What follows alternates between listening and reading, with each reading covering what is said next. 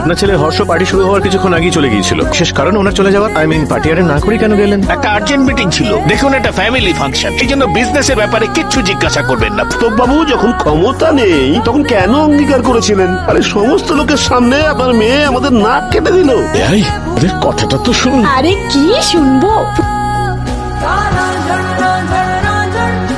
নিশা কি করছিস? দরজা খোল। আমি কিচ্ছু শুনতে চাই না।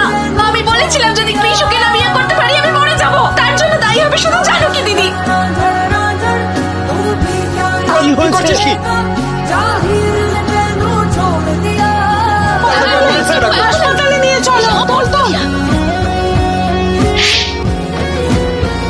আজকে তোর জন্য নিশার যে দশা হয়েছে আমিও তোর সেই দশা করব।